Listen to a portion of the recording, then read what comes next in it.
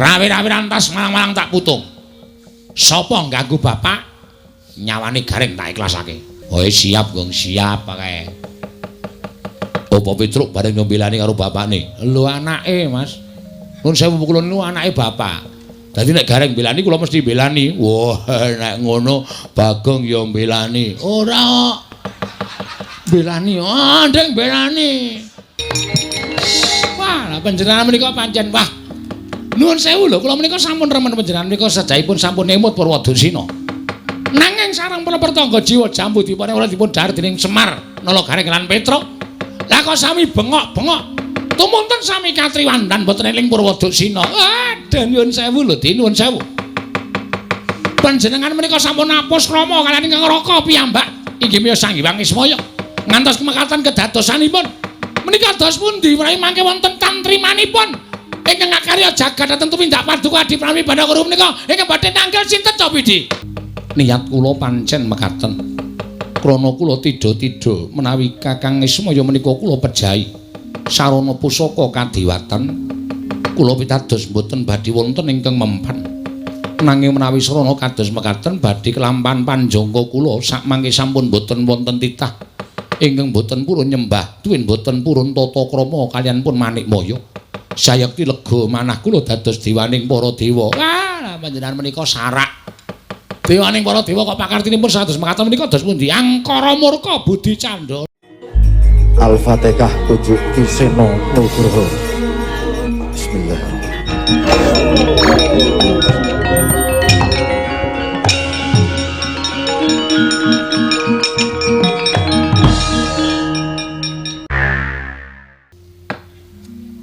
Pikulon, pikulon. Kula ngaturaken bakti kula konjuk pukulun. Iya Bagong ulun tampa, pangestu ulun tampanana.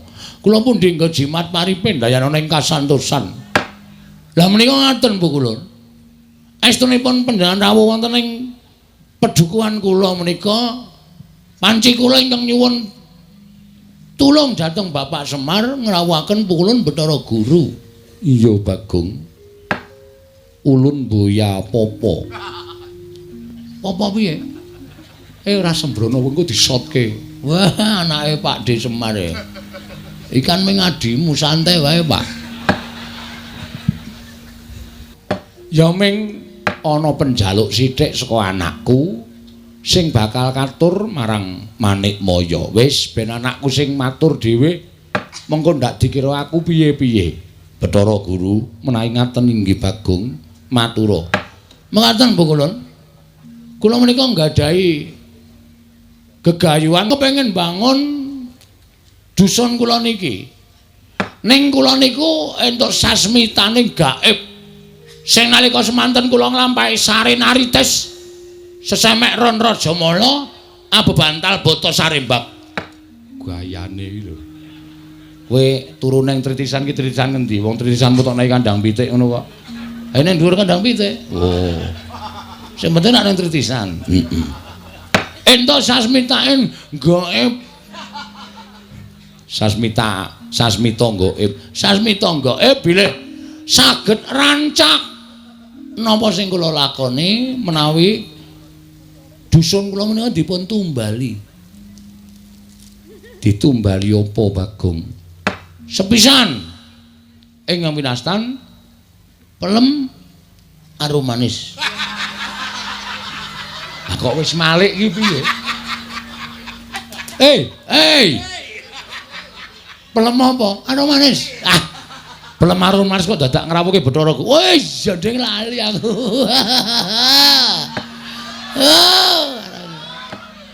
Wong blokon tenan. Pelem apa Bagong? Pelem pertangga jiwa kalian jambu nganggone muni kluthuk tak bandem sandal saka kene jambu dipanir mala mekaten monggo menika cukulipun ngendikanipun Bapak namung wonten ing Kayangan Surabaya papan pelengganipun pukulun Bathara Guru mila Bapak tumuli ngrawuhaken Bathara Guru rawuh ingkang saderma saperlu kula aturaken menapa ing dados panuwun kula dhateng pukulun Bathara Guru supados maringono mboten ketang ingkang pentil. Gong cangkeme kuwi lho sing urung gedhe kuwi lho. Aku iki pikiranmu sing bosok terus. Pelem ki nak cilik pelem pentil. Heeh ya. Ingkang alit pelem pertangga jiwa setunggal, jambu dipa nirmala setunggal, kula petak. Ngaten Mbok Kulun. Kakang Semar. Piye? Menapa Bagong menika mboten mriksa menawi pelem pertangga jiwa jambu dipa nirmala menika daharanipun para Jawata. Wis tak kandhani ning gandeng anak njaluk karo wong tuwa. Ana tetembungan anak polah bapa kudu kepradah. Tur ngene lho Guru. Mbok ya ora kutang ming siji paringana.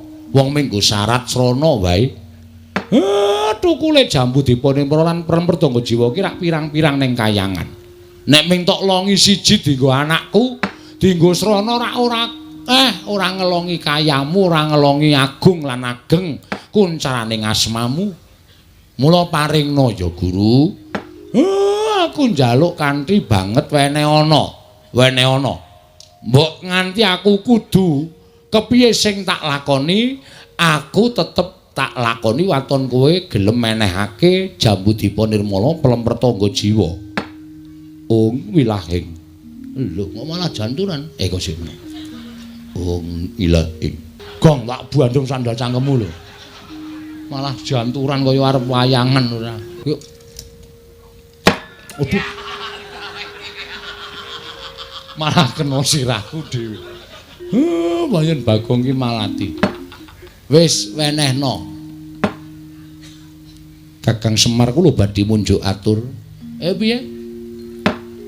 Selaminipun kula menika dados dewaning para dewa. Selaminipun kula menika dados nalindraning Jawata, sedaya titah wonten ing jagat menika sami nyembah kaliyan kula. Namung imanipun wonten titah setunggal ingkang dereng nate nyembah kaliyan kula. Kula kepingin titah menika keparenga sak mangke nyembah dhateng kula. Lan badhe kula paringaken pelem pertangga jimba lan jambu dipa nirmala. Sapa sing ora nyembah karo kowe lan kudu nyembah karo kowe? Mengko wonge kuwi tak paranane. Tak dawuhi supaya nyembah karo kowe, jer nyembah karo dewaning para dewa kuwi wis sak mestine ingkang dereng nyembah kaliyan kula namung Kakang Semar.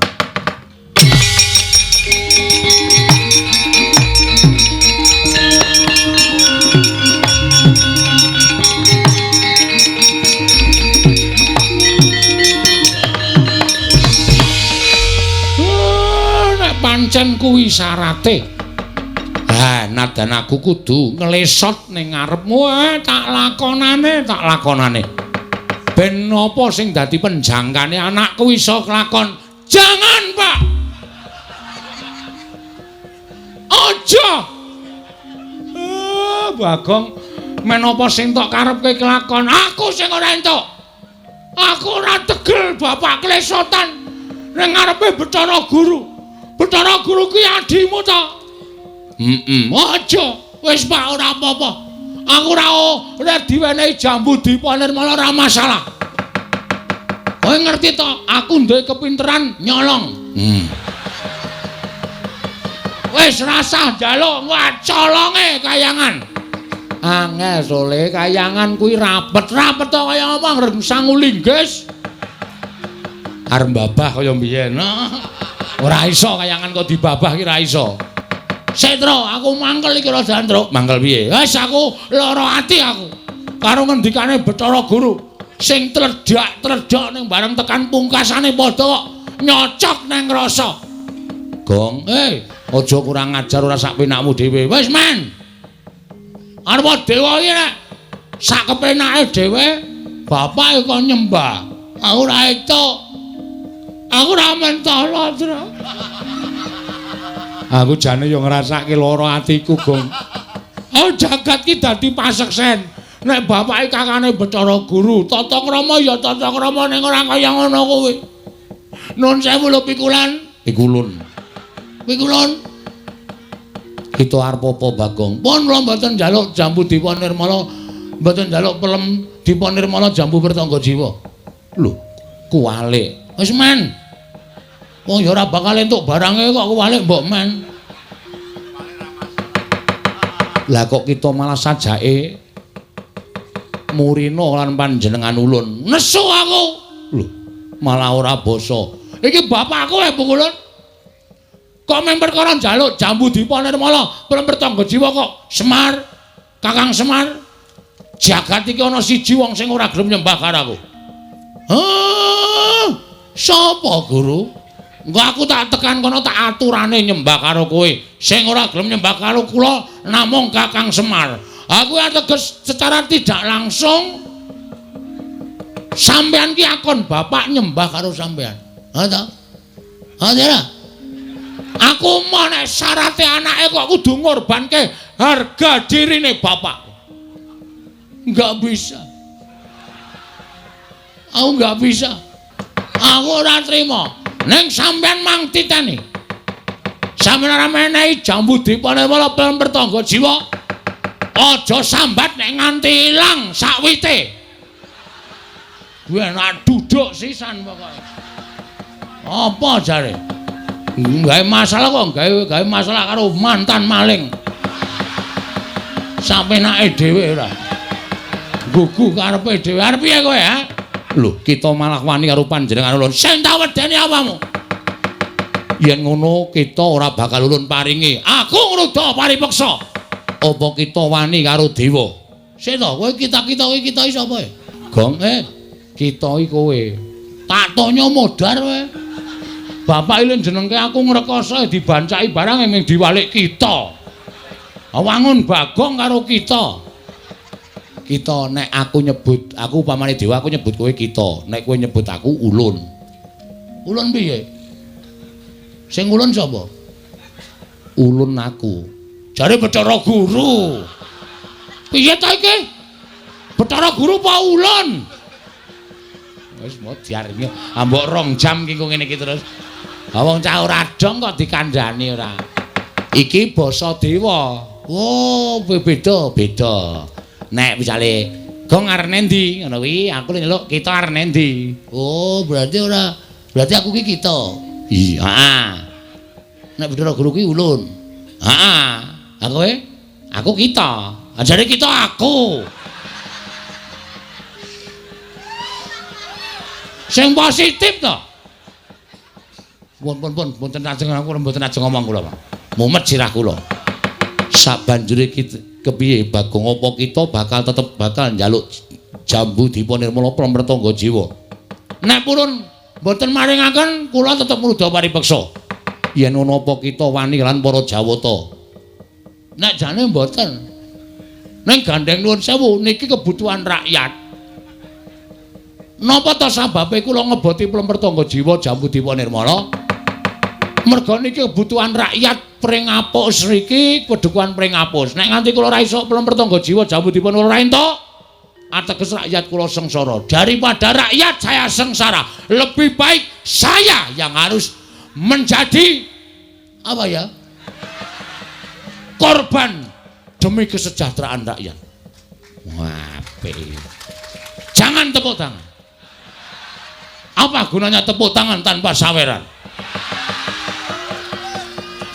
Urung nembang kok wis saweran. Aku mundur alon. Kowe apal kuwi, aku sedira nyetel kuwi. Oh. Kempol cawet. Cendol cawet. Kempol cawet ora.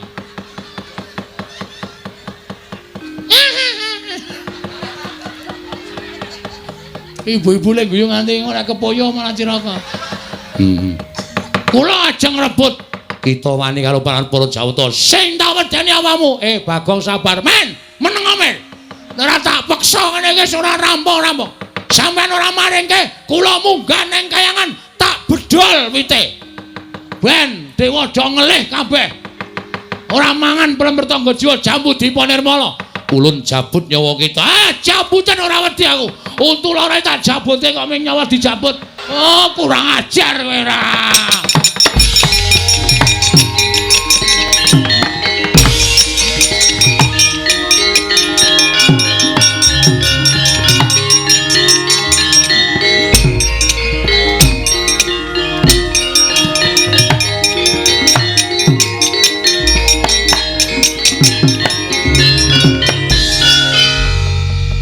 Wedi to Bathara Guru karo aku, Pak. Kae iki ora wedi ning kae metu ning pelataran lumpukke dewa-dewa mateni kowe. Waduh. Apa? Domongi kok. Aku padahal mau main Gojek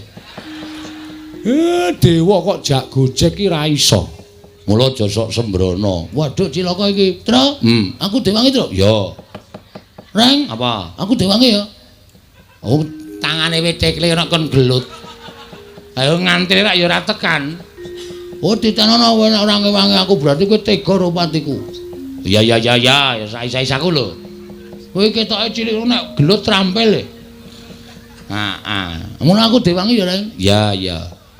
Aku dilindungi, kowe pokoke tak dapuk dadi linmas. Oh iya.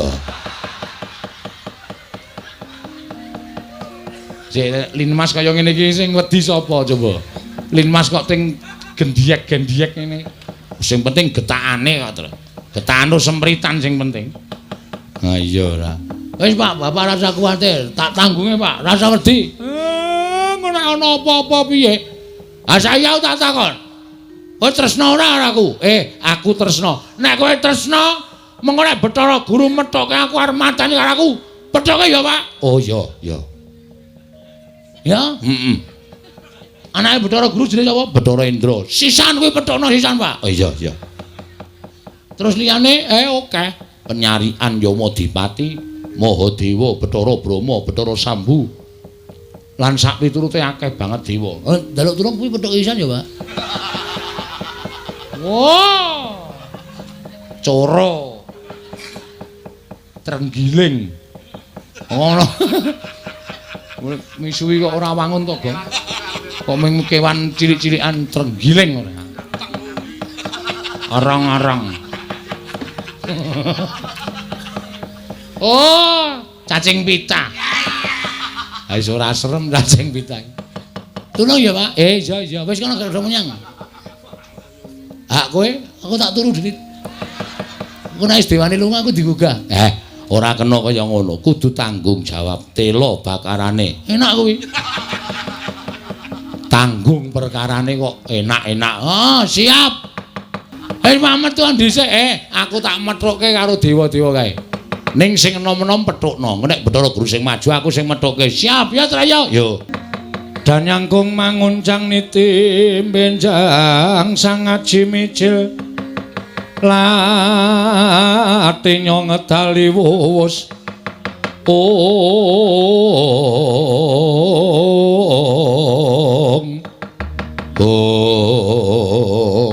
merkencong warudaya Pak Pong Buk Bolong kali codhe sapa sing gawe lha nuwun sewu Dik. Paduka nganti para wadya bala Durandara tumedhak wonten ing Madyapada menika mboten pangling wonten tampel wates padukuhan pring apus papan pernahipun Bagong menika mangku suraos kados pundi kepareng ingkang raka ing Sidih Pangudal Cemadong Dawuh Di Pukulun nadyan kula pun penyarian Cemadong Dawuh Pukulun kula ingkang putra pun Bathara Indra Cemadong Dawuh Pukulun kula ingkang putra pun Bathara Brahma Cemadong Dawuh nggih Pukulun kula ingkang putra pun Yama Dipati Cemadong Dawuh Kakang Narada, Kakang Resi Kanika Putra, inggih wonten timbalan. Mugi andadosna ing kawuningan tedhahipun ingkang rayipun Bathara Guru wonten ing papan mriki krana kula nampi timbalanipun Kakang Semar. Inggih Kakang Ismaya. Ingkang miji dhateng ingkang rayipun Manikmaya supados tedhak wonten ing Madyapada. Lajeng kersanipun Kakang Semar. Jebul mboten kanyono-nyono tedhahipun ingkang rayipun Manikmaya wonten ing Pringapus krana wonten pamuthaipun Panakawan Bagong. Pamuthaipun Bagong menapa? Bagong badhe mbangun desa nanging kedah wonten syarat-syaranipun. Syarat-syaranipun menapa? Padukanipun Bagong kedah tinumbalan pelemper tangga jiwa miwah Jambu Dipa Nirmala. Satemah Bagong nyuwun kelawan ingkang rayi maringaken pelemper tangga jiwa lan Jambu Dipa Nirmala kinarya dhaharaning para Jawata Kakang. Kagiat raosing manahipun ingkang rayipun Bathara Guru. Tumunten tumuli kula Damer Srana menika dados pancatan anggen kula kepingin ngasoraken dhateng pangwaosipun Kakang Ismaya. Ngasuraken dhateng pangaosipun Kakang Semar liripun kados pundi dikepareng kula cemadhong dawuh. Mugi andadosna ing kawuningan Kakang prisa piyambak nadyan sedaya titah wonten jagat menika nyembah dhateng ingkang rayi. Namung setunggal ingkang boten purun nyembah inggih menika namung Kakang Ismaya inggih Kakang Semar. Mila tumunten kula ngaturaken syarat srana menawi Bagong badhe amboyong plemertangga jiwulan jambutipun nirmala. Syaratipun Kakang Semar inggih Kakang Ismaya kedah nyembah dhateng ingkang rayipun Manikmaya. Dalam perkencong warudaya. Ngaten to Di, kasinggihan mekaten. Mangke rumiyin. Lah kok ngantos panjenengan menika sajakipun dumugi sak mangke tasih nggadahi raos gething keburu sengit dhateng Kakang Ismaya menika kula tak nuwun sewu. Janjanipun perkawisipun menapa to Di? Kakang Narada, wonten dawuh. Kakang Semar menika ingkang tansah damel titah ngliwaring panembah. Tegesipun kados pundi? Ngliwar panembah kelawan panjenengan ulun nanging dipun kanthi manembah dhateng panguwasaning dat kang murweng dat. Monggo sejatosipun kula menika nalindraning para Jawata. Inggih kedah dipun sembah menika Bathara Guru sanesipun boten kenging dipun sembah Kakang. Mila panganggep kula Kakang Semar menika badhe damel kapitadosanipun kawula ingkang sami nyembah dhateng pun Bathara Guru. Dipun ajak supados nyembah dhateng panguwasaning dat kang murweng dat Kakang Narada. Dalam mangriyin. Kedahipun panjenengan menika emut nuwun sewu lho Di. Ingkang nami Jawata menika nuwun sewu wonten tetembungan kena lara luputing pati. Dewa menika janjanipun ugi titah. Namung nuwun sewu gandeng pinitados dening panguwasaning Gusti, tumuli dewa menika dipun paringi gesang ingkang panjang, tumuli dewa menika dipun paringi pitadosan supados ngawat-awati dhateng mubah musik ing para titah. Mboten kok panjenengan menika dados nuwun sewu panguwasa tunggal wonten ing jagat menika mboten, panjenengan menika tasih wonten ingkang nitahaken inggih menika Gusti Kang Maha Nasa. Mila menawi paduka Adiguru menika rumaosi bilih panjenengan menika panembah tunggal wonten ing jagat menika kula nuwun sewu klentu menika klentu.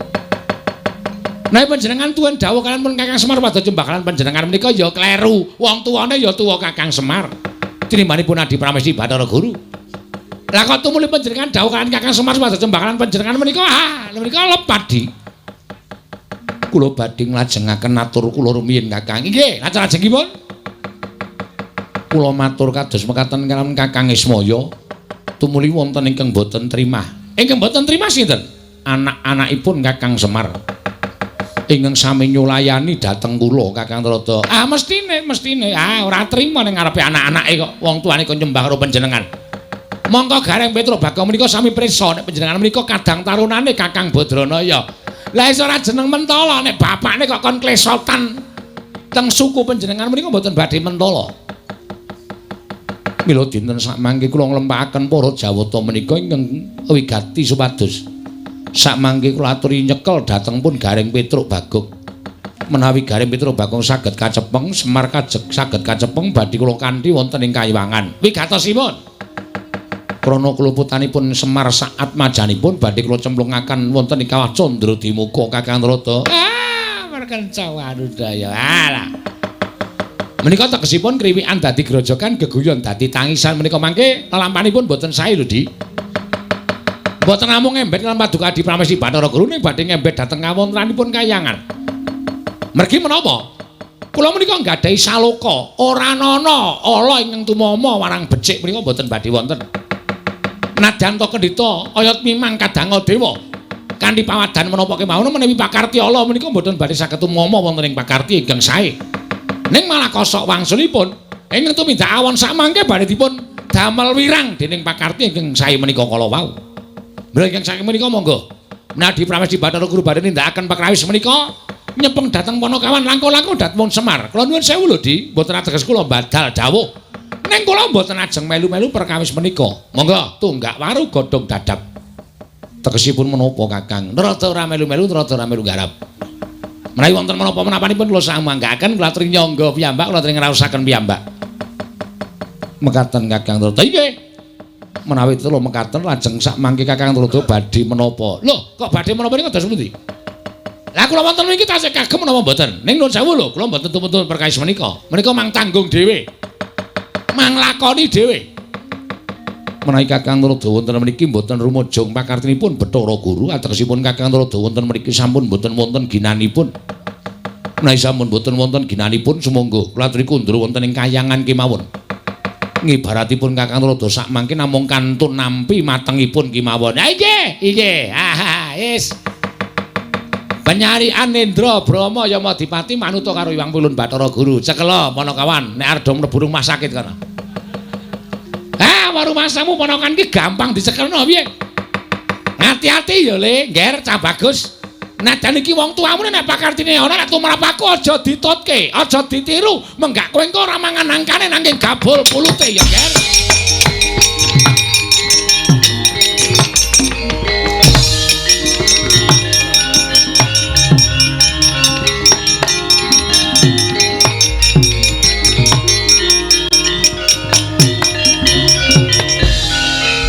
Penyarian kula wonten rawuh Wulun Indra wonten timbalan Rama Brahma wonten timbalan Pukulun Yamadipati sak kathahing para durandara diketapake merga ulun percaya anak-anake Semar uga ora bakal gampang dicekel nanging sapa ingkang bisa ngrangkit atmajaning Semar luwih bisa ngrangkit Semar Badranaya bakal nampa bebungah ingkang sakmurwat kelawan labutan kita kelawan panjenengan ulun. Pangkatipun ing putra benjang menapa Rama Pukulun? Pangkatipun ing putra benjang menapa? Ora ketang sambung obor cara lintang tumulya mangkat dina iki. Nono ngestaken dawuh. Nyuwun pamit bidal dinten menika. Nono ngestaken nyuwun pamit bidal dinten menika. Pukulun nyuwun berkah pengidus saged kasembadan panjangkanipun paduka wangadi Pukulun.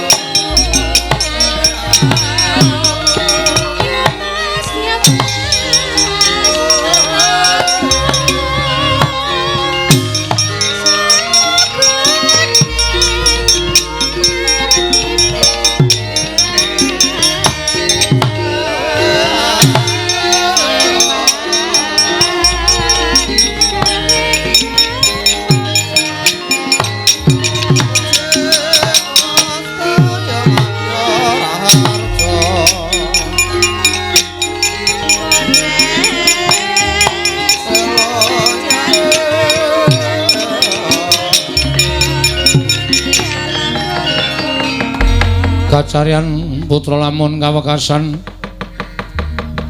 yeka wisanggeni maya Wisnu Pradenta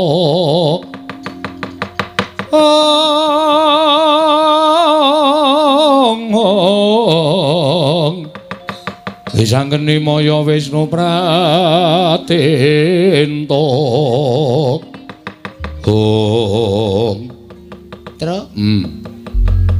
kok rantak-rantak dewane pirang-pirang mongko kowe karo aku ming wong telu iki piye iki wis pokoke awak dhewe nglabuhi karo Bagong mesake bocahe duwe kekarepan kok malah godane kaya ngene gedene iya ning upama Bagong mau rawani karo wong Pikulun Bathara Guru ya kedadene ra kaya ngene lah iya wis pokoke sak kuwate awake dhewe reng nek kira-kira ora kuat ya mundur nek kira-kira kuat nandingi kridaning para dewa ya dhewe kudu mbantu karo Bagong. Iki ketoke do ikhlas ora iki? Kok malah do grenengan? Nek niate ikhlas nglabuhi aku ikhlas. Ora usah dadak demi Bagong mergo adine aja nganggo pawadan adine. Wong bantu ki lahir batin ora sampe nae dhewe ngono kuwi. Ya wis tak mangkat Le, rasa dadak gemremeng. Tak menyang methoke para dewa. Nggonku nglabuhi karo kowe iki nek tumrap aku malah kaya wong nata ipati lho kok.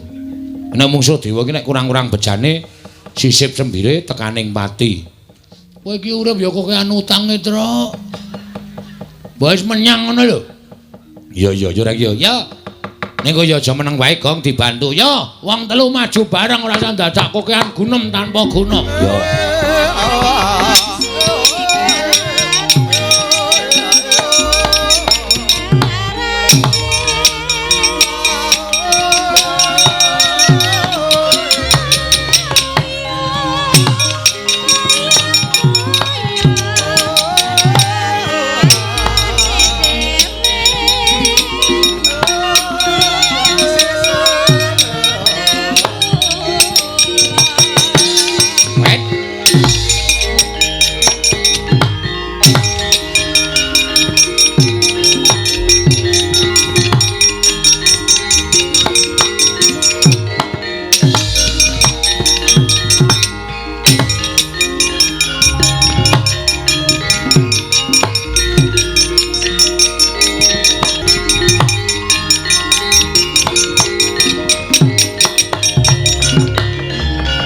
Mangyat Kurda Srama Pangga wagut gati nyomawukyat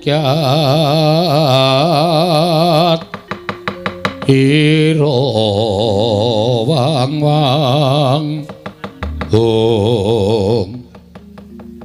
kok iso urut ya Tru? Heeh. Ki ngarep ki cilik mungsuhe aku wis genah imbang. Aku mungsuh ke tengah kuwi genah imbang. Terus aku sing tengah ora. Urute dhewe-dhewe kok. Lho aku kok ora padha. Mongko cangkeme nyrengengih kaya ngono kae. Kae sapa ngerti ra, Gong? Ora ngerti. Bathara Yamadipati. Yamadipati? Heeh. Dewa tukang apa kae? Tukang jabut nyawa. Waduh. Wis entuk mungsuh pisane kok. Tukang jabut untu nyawa. Untu dengkulmu nyawa. Nek niat diniati, Gong. Siap, wis ora wedi lho sapa-sapa aku. Kula ngatur bekti kula kunjuk Pukulun. Nara garing tak tampa pangestuku tampanono. Pukulun Bathara Penyarian. Oh, Pak Carik. Udu. Bathara Penyarian. Ya kancane Pak Carik. Ha iya wis. Bekti kula Pukulun. Iya Petruk tak tampa. Pukulun bekti kula. Ya Bagong tak tampa. Pukulun Bathara Indra ngaturaken bekti kula kunjuk. Ya garing tak tampa. Ulun Bathara Indra ngaturaken bekti kula kunjuk. Ya Bagong tak tampa. Pukulun Yamadipati bekti kula. Ya garing tak tampa. Waduh, serem suarane. Ya medeni Indra wis tenang wae santai.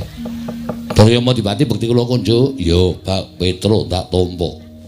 Bathara Yamadipati bekti kula kunjuk. Ya Bagong tak tampa. Waduh.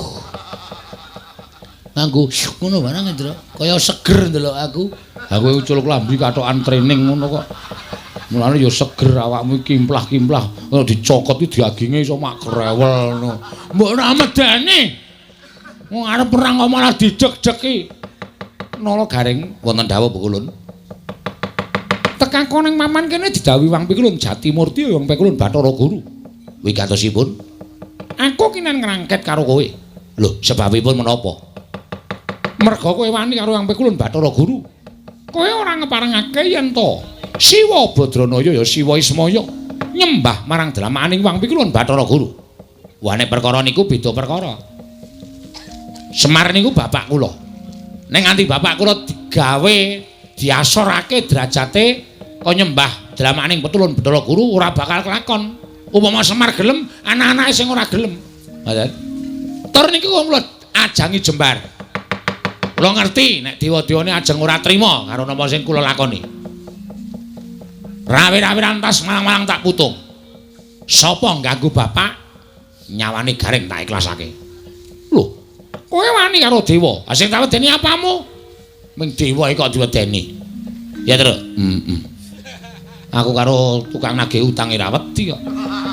Ming dewa diwedeni. Oh, siap, Gong, siap kae. Apa Petruk bareng nyombelani karo bapakne. Lho anake, Mas. Nun sewu Pukulun niku anake bapak. Dadi nek gareng belani kula mesti belani. Wah, nek ngono Bagong ya belani. Ora belani. Ah, ndeng belani. Medeni enak omong untune kok graji, Tru. Ora apa-apa anggere kowe iki tetek ora masalah. Ah, aku belani. Kowe sapa jenengmu? Yamadipati. Yamadipati. Ya. Kowe mbelani kena ning ditena jabut nyawamu. Wow.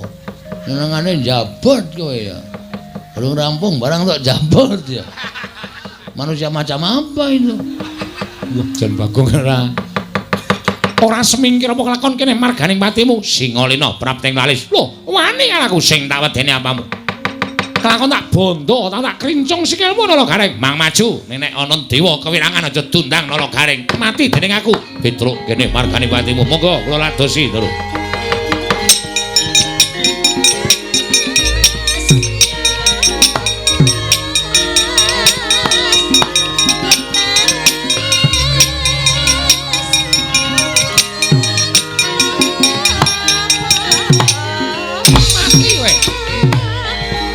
Siap lho kok.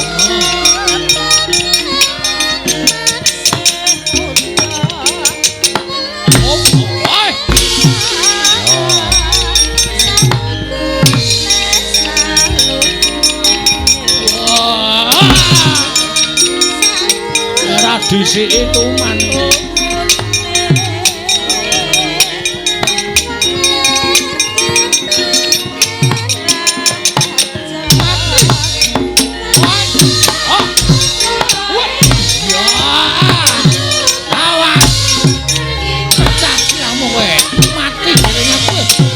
Jate batur to. Ngopo wae?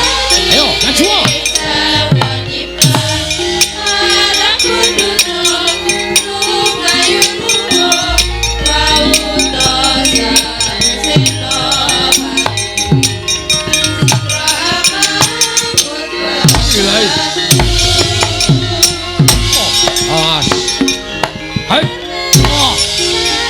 Ayo, Indra.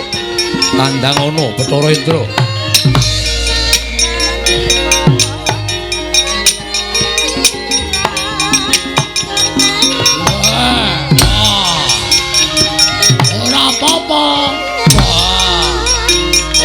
Apa?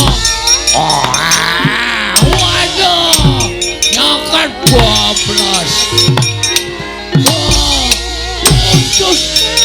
Wah.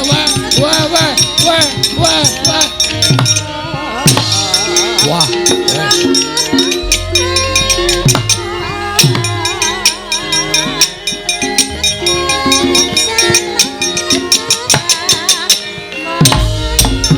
Wela. Ayo, ora bakal iso ngantem aku. Wah! Wah ya. Wah! Ayo maju ana Nalagareng.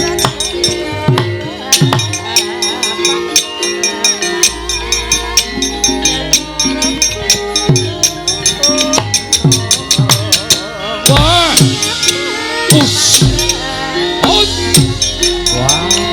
Ayo maju Petro.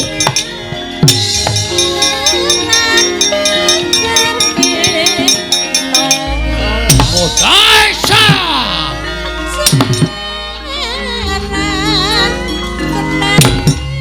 Lho, kok ora tekan ya? Mas. Ayo. Ora bakal iso ndunguk dewa ya.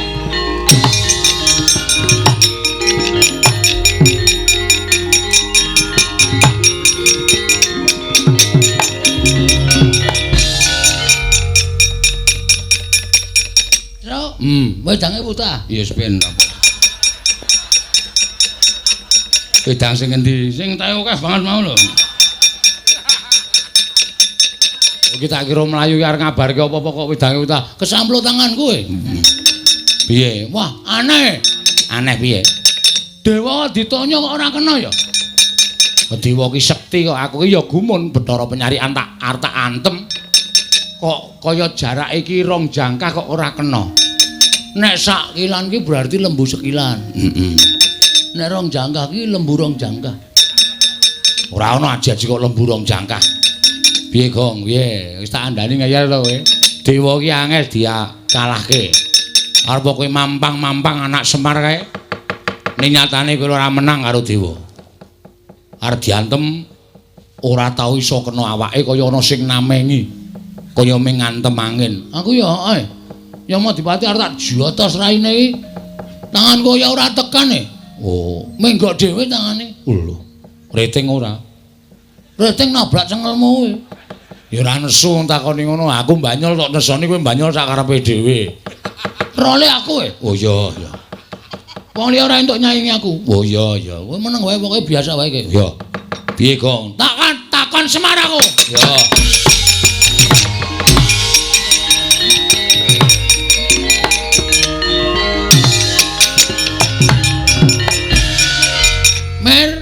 Mir meneh. Wis ora apak ning mir men. Iki susu iki, Pak. Piye? Aku mau bertanya kepada Bapak. Kok dadi? Dewa ora iso diantem. Dewa iki derajate sak dhuwure menungsa. Dewa iki sembaning menungsa.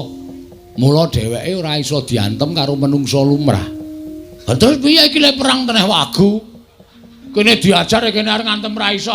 Rugi kene selak modar ra iso bales. Ning sing jeneng apa-apa ki ana kringkiane.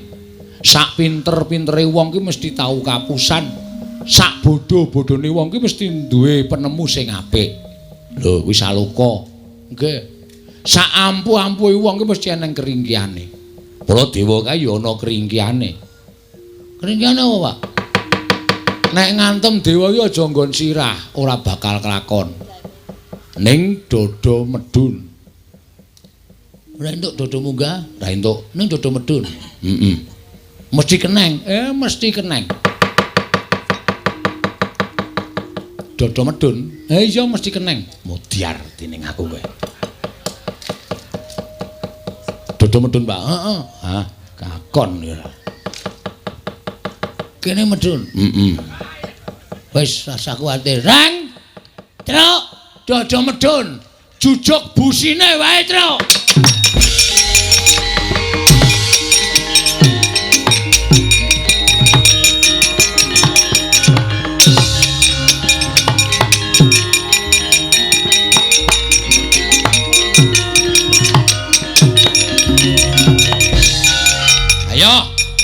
Amuk Suramrata, Jayamrata imbang yen padha-padha. Kowe arep ngopo kowe? Kowe arep ngopo kowe? Mang tutuke le ngantem. Mang tutuke.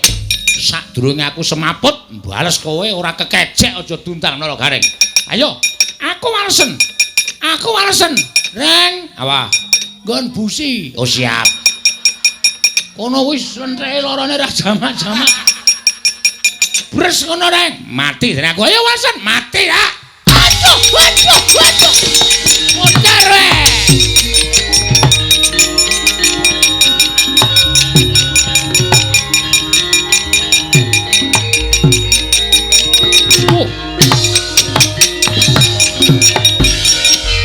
Ayo sambato. Ora bakal kula mundur. Kowe ora mundur tekaning pati. Kowe ora iso ngantem aku iso ngantem karo kowe. Ning pati. Truk. Kabulator. Nggon ngendi? Wah, kowe ora paham. Ono yang anggere nang banyune ya kono kowe. Kabulatore kono kowe kepruk sak banter-banter. Mati dereng aku. Waduh. Wah, ayo Kang ya.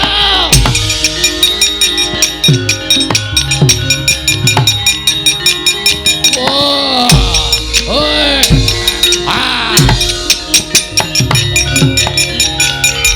Ayo walesen aku piye? Walesen aku.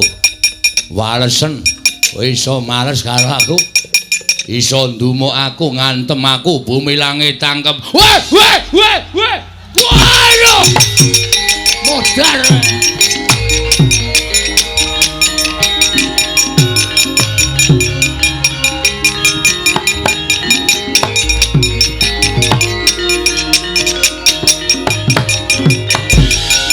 Pecah kula wulu. Mati aku edan. Nala gareng edan. Wah, diantem sak banter-bantere. Waduh. Aduh Rama Wulun. Pecah kula wulu. Mboten saged mlampah. Waduh. Bagong edan nganti muni makluk ngono. Aduh. Wah, ladala. Ngamuk punggung Suratamta Nirbaya Nirwikara. Panakawan gawe wirangking para dewa. Cestri Sula ora padha tekaning pati aja dundang Bathara Guru leganing ati.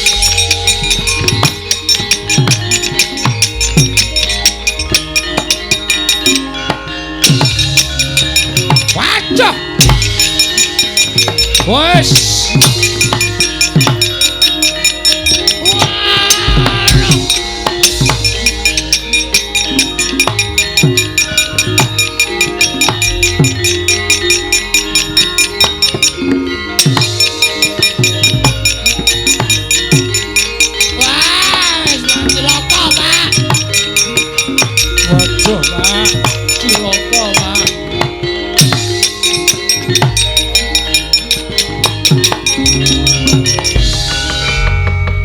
Piye kok do mlayu-mlayu?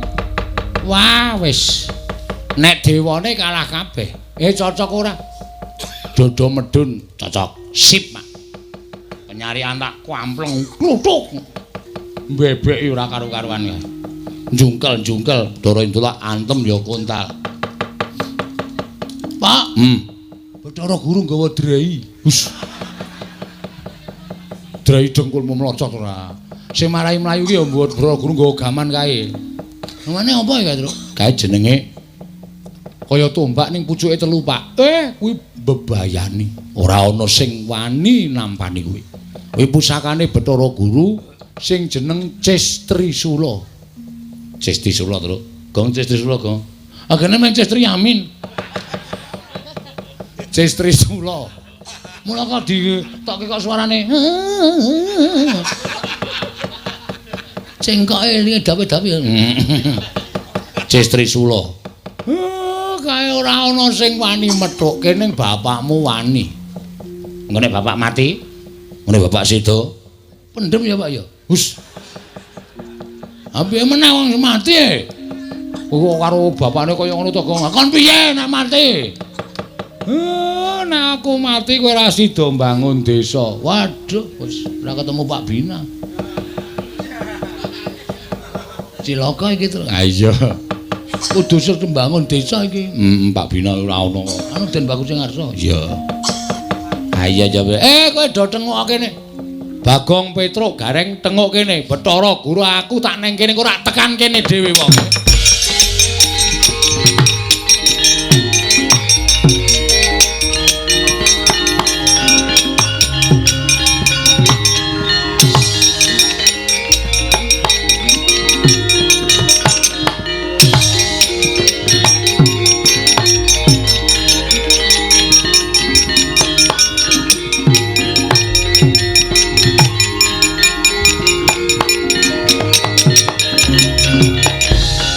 Mareka den prayitna semuriris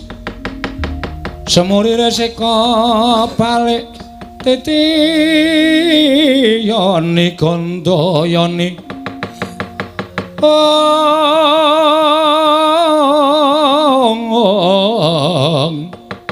Trisanya Purnama sasi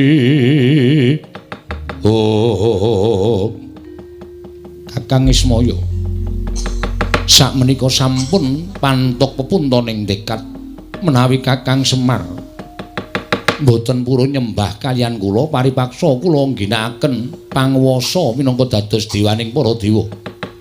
Kakang Semar saat majanipun badhe kula tegakaken Kakang. Mbok sabar to Manikmaya. Dipeto nganggo nalar sing ganep ora sak kepenakmu dhewe ngono kuwi. Lah nek nganti iki engko do ngerti mongko iki ning jagat. Nek nganti Manikmaya ngerti mateni Semar, apa jeneng ora banger bajin asmamu? Sing padha wis weruh. Lah jare Semar iki kakangne Bathara Guru kok malah kakangne dipateni adine. Apa jeneng kowe ora ngreksa marang kalindraning Jawatamu? Apa jeneng ora kowe ngreksa marang asmamu?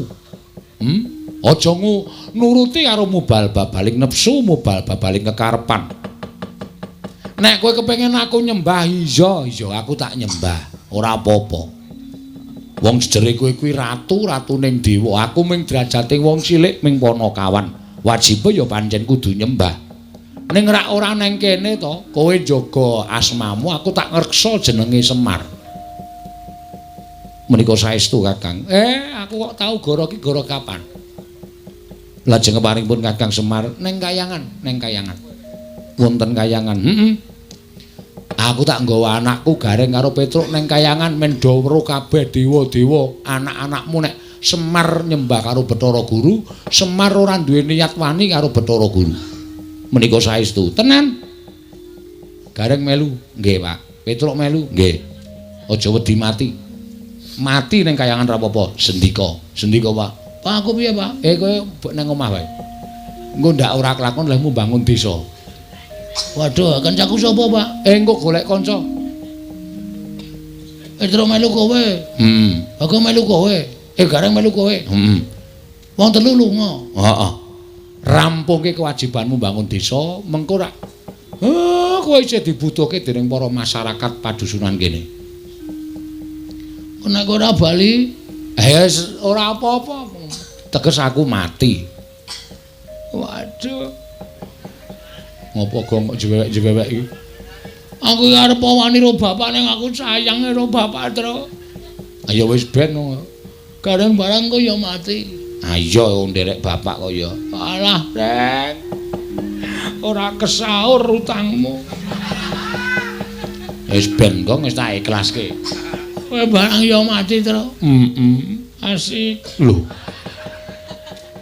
Kok asik iki piye? Bojomu ayu e. Oh. Cah Edian. Aku pancen Edian. Mau gedeng ora. Kowe tenan saestu Kakang Semar. Aku kok ngapus iki. Wis to, ayo. Dina iki budal bareng. Aku tak ngejak anakku Gareng karo Petruk Bagong men ngrampungke gaweane. Nanging menawi mangke Bagong sampun rampung pedawalanipun badhe kula pethuk, kula inggahaken wonten ing kayangan. Kula sampurnakaken sareng kalian panjenengan, kula susulaken kalian kadang-kadangipun ala Gareng lan Petruk. Sakarepmu. Nek Bagong gelem. Bagong kok nek wis rampung bangun desa kok arep dipethuk karo Bathara Guru. Asik. Kowe arep diunggahke ning kayangan dipateni dicampurke karo Gareng karo Petruk. Wis ra apa-apa ra masalah. Sing penting kewajibanku rampung kabeh. Wis ora bakal piye-piye aku. Nggih, kula ngestaken dawuh ning estu lho dipethuk lho. Iya, ulun pethuk. Nek saken beto tosa. Lho. Guru kok nggo tosa ora. Ya ora mungkin ora dewa e. Monggo Kakang Semar kula dherekaken minggah dhateng kayangan. Ayo. Ikhlas nggih Kakang. Ora ikhlas sebab apa? Urip ora are tuku, ora are utang kok dadak ora ikhlas.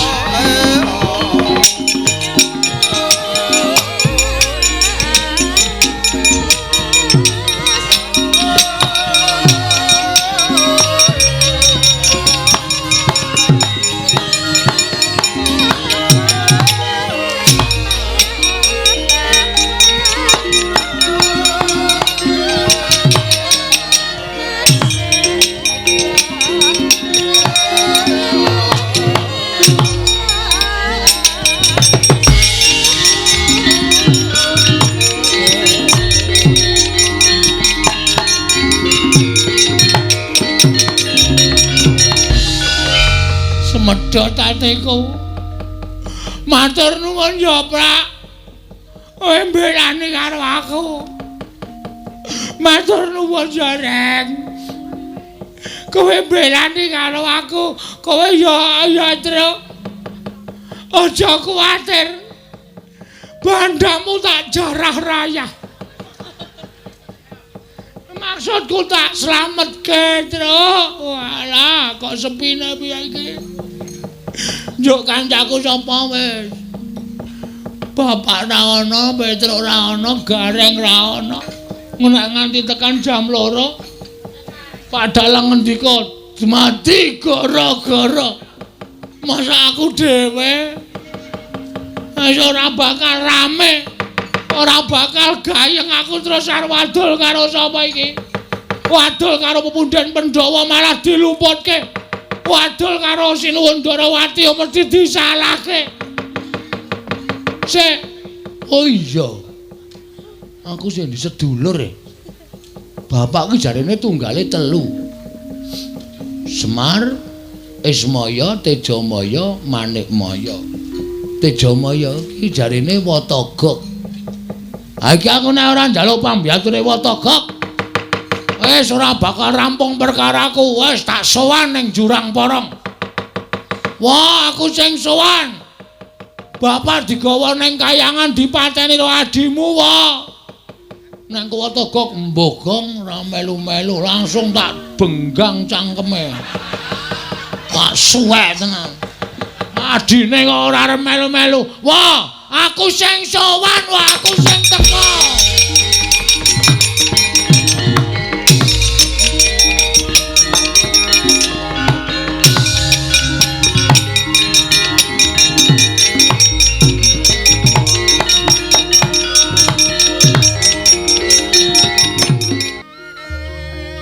Wis semu kang mawur raras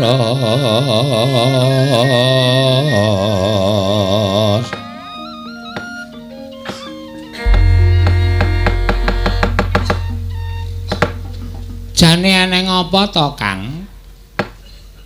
Tak sawang kok pirang-pirang dina iki Kang Togog ora jenak. Pendak-pendak tak jagongi ora tau paring pangandikan. Wong biasane kowe kuwi nanggre aku tengok-dek kowe tengok-dek langsung kula triyema jinuwun ngono kae. Ning kok ora kaya biasane kok meneng wae iki jane mikir apa Togog? Lung. Aku ki jane ya wis wong tuwa. Nek arep tak kandhake kok rasane isin. Wong aku ki arep kaya ngene wis tuwa, tur dasare aku wis wareg mangan gempalaning jagat legiasining kahanan. Ha iya, lah kok susah ki ngapa? Mbok wis sak titahe Gog, digawe ngene ya manut, digawe ngono ya manut. Wong sing jeneng awake dhewe ki ana sing murba masesa ya kuwi Gusti Kang Maha Suci. Mula ora usah ndadak pikiran werna-werna, ora usah ndadak penjaluk sing aneh-aneh. Sak murwate mengko ndak dikira cecak nguntal cagak cebol nggayu wulan wuta ngitung lintang tangeh kelakone cepak wurunge Gog. Ora perkara kok aku duwe penjaluk ki ora. Lah gimana? Aku ki wah piye ya lung arep ngrembug iki janjane sepele. Nene entuk tak gagas-gagas kok saya ngrantes neng pikir. Lah apa mulane omonga? Aku ki 3 dina kepungkur Jemuah Kliwon wingi. Heeh. 3 dina kepungkur? Heeh. Kuwi dinane sapa wong aku saiki lagi Selasa kok. Ceritane ngono kuwi. Heeh. Kuwi aku ngimpi. Ngimpi apa? Dulurku lanang kok kayane pirasatku ora apik ya, Lung. Kose ngimpekke aku ora. Lho, dulurmu ki sapa? Wong nyatane kowe tak kancani urip seprono-seprene ya mung karo aku, ora karo sapa-sapa. Ngalor ngidul ya karo aku, gulang-gulung ya karo aku. Kok kowe muni nek dulurmu lanang kuwi tak impekke elek ki, aku apa piye, Gog? Kudu. Ora ya ngerti to aku kuwi ndek sedulur, adi ning tanah Jawa. Oh, Semar. Ismaya. Oh. Ngapa Semar? Tak impekke kok ora apik. Semar ki lelayaran numpak baita, ning kok ora ning segara, ora ning bengawan, ora ning kali. Ning kolah? Ora. Jeneng kapal kok ning kolah nyocok cengelmu iki, Pak. Rasae masih tegak. Biasa wae wong sing jeneng omongan ki ya diselani nganggo gojek ngundak sepaneng. Lah iya. Lah terus Semar lenite kapal nendi? Semar lenite kapal ki kok ning Kawah Candradimuka. Loh. Ning Kawah Candradimuka? Heeh. Mongko bengok-bengok. Pendhake ning wong weruh dijaluki tulung, pendhake ning wong weruh dijaluki tulung. Gregah tangi saka turu merga wancine wis esuk. Pitikku jago do kluruk ingon-ingonanku do ting brengok. Wancine gagat bangun esuk. Monggo hitungan impen yen manjing gagat bangun esuk kuwi impen sing ndara dasih. Tegese sing puspa tajem, impen sing bakal kasembatan. Mbah ya wis, Gak. Ngapa tak kowe iki nggagas impen barang ki? Wong kowe iki biasane ora tau gagas impen. Lah kok saiki kok tak gagas banget nganti kowe ora tau omongan karo aku, mergo gagas adimu si Ismaya nggone ngimpi numpak kapal ana ing tengahing Candradimuka. Durung rampung lehku cerita. Terus bareng tekan tengah kawah ora kanthi kanyono-nyono ana ombak wujud geni ingkang nyampluk baita sing ditumpaki Semar. Terus lah kok kapalin jumplang. Semar klelep ana ing kawah Candradimuka, aku ora iso nulungi piye-piye, bisane ming mes padhakake. Bar kuwi terus geragapan aku golek banyu tak nggo raup. Terus aku meneng wae tak pikir-pikir kok impen kok le medeni timen. Engko gek-gek dulurku lanang kena ngopo-opo ya lung. Mongko ora iso sarta ora duwe keludhangan ngabari karo aku. Wong ning jagat ya mung aku karo Semar karo Ismaya. Nek kaya kowe iki rak kanca sing maringi Sang Hyang Bathara Wenang. Semar kae kancane jan ya mung siji, mung Bagong sing dumadi saka ayang-ayangane Semar sing diparing karo Sang Hyang Bathara Tunggal. Dereng ngantos paripasami Mbawacana. Kasaring mlajar-mlajar nenggeki Lurah Bagong ingkang prapta wonten ing padusunan Jurang Porok. Mangono pautas marani ndiya. Wah.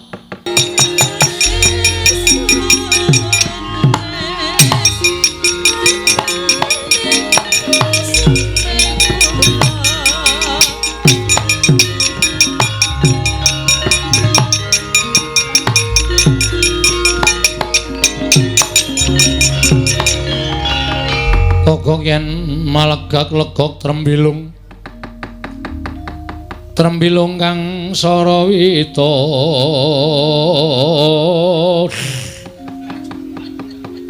Tang Sarawita sabu bandil ing iki ora pangling rak Bagong to Pakde lu ngopo ora kaya biasane kowe iki sowan ning kene kok teka-teka kok malah sajak kaya wong bingung. Wedan tambah sugih kowe. Iya. Ya nderekke ratu-ratu sabrang kok ya, Gong. Ora le nyolong. Wus. Boyo sing apik nek apa pakdemu ku ndang tau tate nyolong po. Ya syukur nek tambah sugih. Waduh. Nek tuku kapan nek kok di jam dinding gede banget kae. Mbok wis rasa to gagas. Tapeke wae, gelem po kowe? Gelem. Beken engko nek bali gawanen. Tenan? Heeh. Matur nuwun ya, Pak. Ya, ning kae ming plastik. Jame ora obah, ya ming jam 5 terus. Oh, piye nek upama dikeprokke kowe, Pak? Wah, senengane kowe iki nek njaluk dikeki nek diblakani nesu. Anggo abrak apa? Jam plastik kok diwenehke ora. Ora ngopo, eneng ngopo kok. Semar arep nyembah.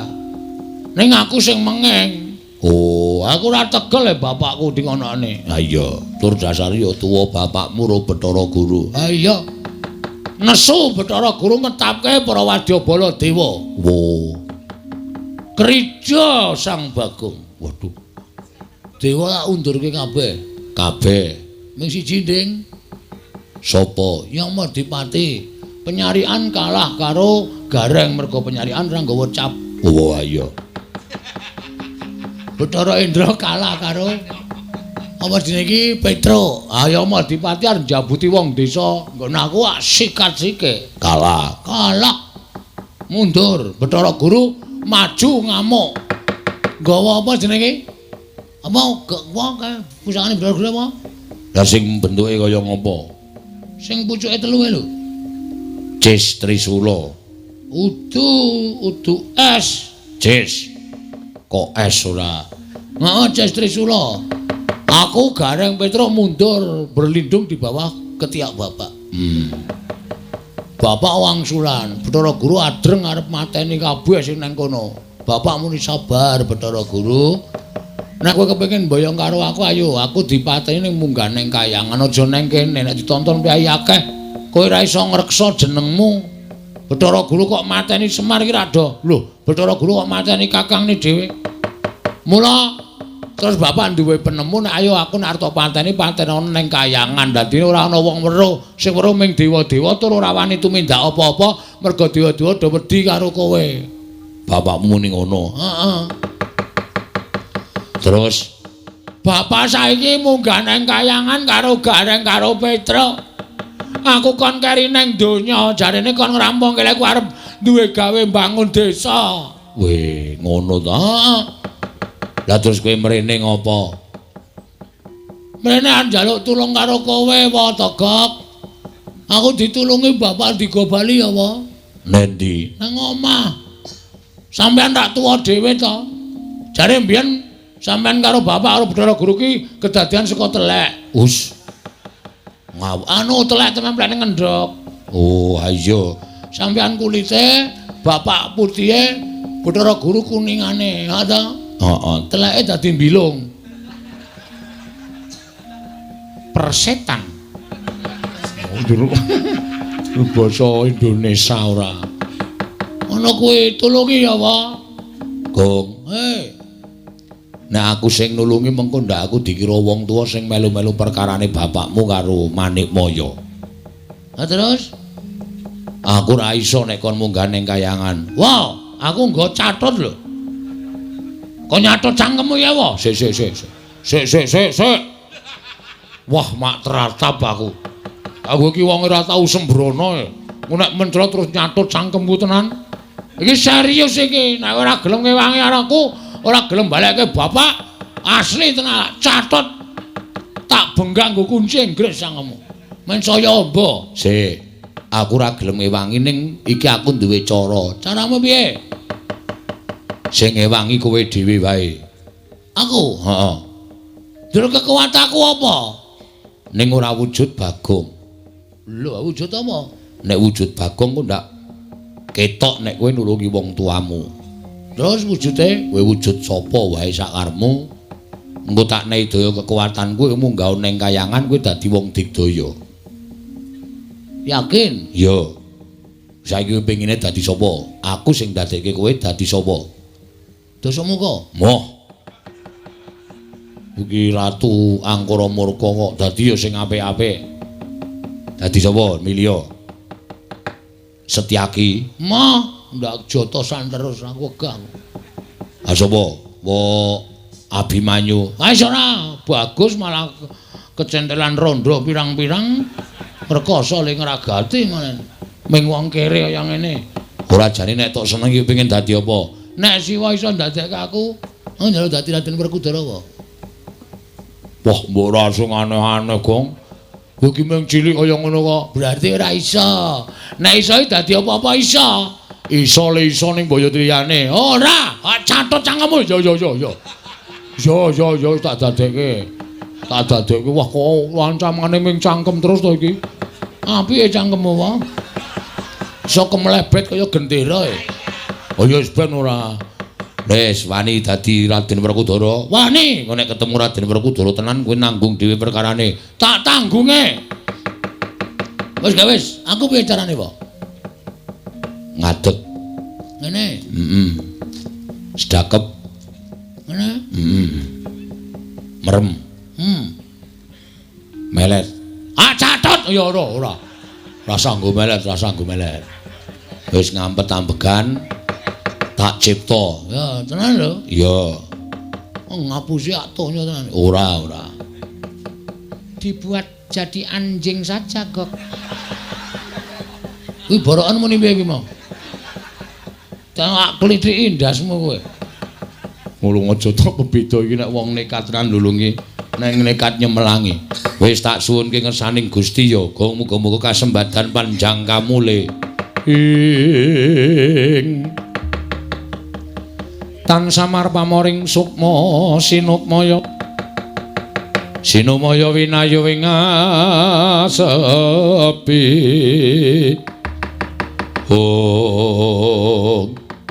mandi panuwuning Kilurah Togog eling-eling dewa Sang Hyang Tejamaya mila sak ciptane dadi sak sedyane ana dangu sangsaning dangu saya ical wujudipun Kilurah Bagong ana Raden Werkudara kaget Kilurah Togog wau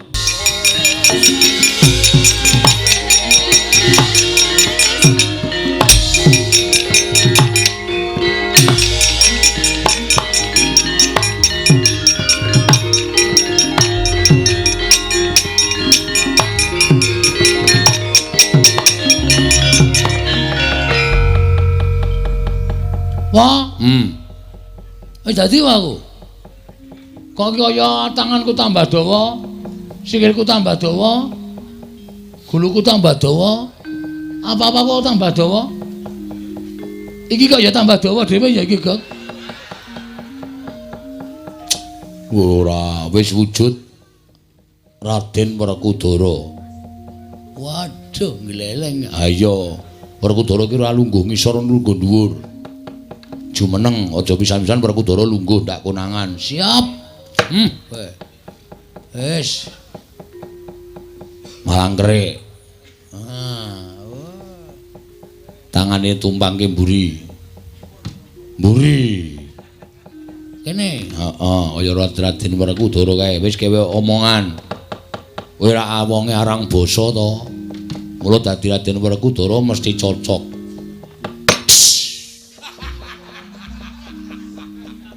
Ngopo kuwi? Werkudara iki arep omong ngeses e. Aku kaya ban gembos makdes ngono. Ngono. Wah. Ora wangun gong.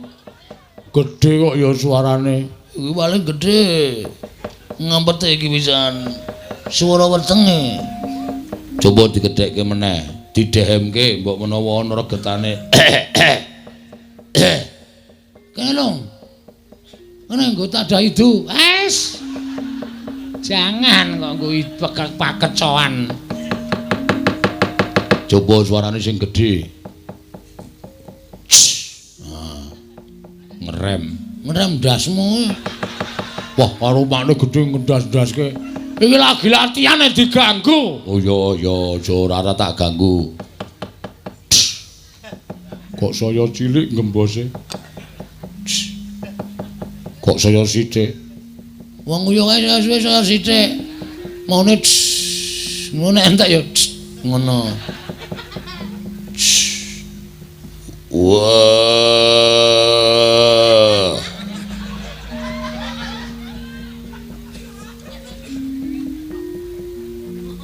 Jlimer, jlideng. Jlideng kakangku. Kok kayane kurang gedhe, Kong. Tok sik. Wah, saya sithik pisan. Wah.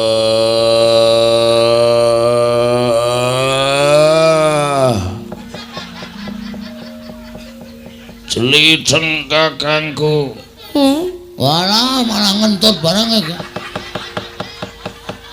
Ngampet tok ya. Angel dadi ganti wae, Gok. Ganti Ndara Kresna wae. Moh wis ora iso wis sane kuwi ya kuwi. Waduh iso konangan ya. Bahasane biasa wae ya Iso karmu.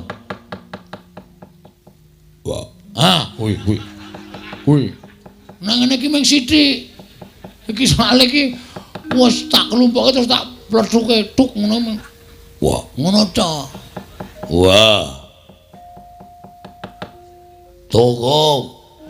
Waduh ketara lho, ben modar. Konangan sing asli tutuki modar. Sing gandem. Wah. Togog. Jatuh guru.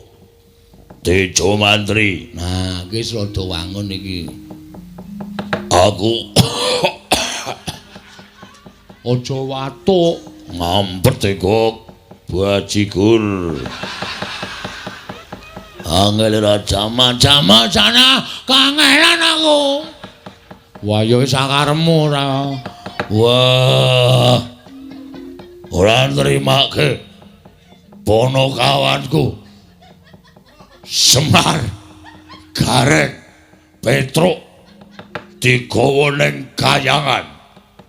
Tokok nyilih cangkemmu. Warga ngopo to ya? Pengestono kok aku arep munggah ning kayangan. Medal pundi? Metu undak-undakan. Kayangan ora ana undak-undakane. Kok ora dipasangi lip? Lip-lip napa ora? Kaya ning pundi mawon lip-lip ora. Pun gek Ndara Werkudara tindak teng kayangan Matekaji Bandung Bondowoso. Wega Sebabe nek ketemu Rara Jonggrang Haji-haji ora bakal mati. ngono iku aji-aji ampuh. Bathara Guru. Wah. Wis dianangel tenan. Iki aku nang njaluk ganti piye kok? Yo ganti-ganti ning aja ganti sing anu. Anu ganti Ndara Janaka wae. Oh iya. Guys, aku rekoso iki lho nggawa awake rekoso abote ra jamak-jamak. Wis aku tak sedakep. Yo mulak-malik engko nek balik Janaka ora iso nyuwara nek malik meneh aku mau lho. Ora aku mek Janaka yakin sip. Oh iya. Top iki nek Janaka. Heeh. Bisa nek tak nggawe cewek-cewek. Waduh kaya. Ya wis tak dongake. Anu wae, nekula wae. Oh ya Janaka wis dah. Mlorok mripate. Mesake. Aku tenane ora positif gonta-ganti. Wis kok wis aku nganggo Werkudara rekoso. Yo tak dongak-dongake lakon penjangkam.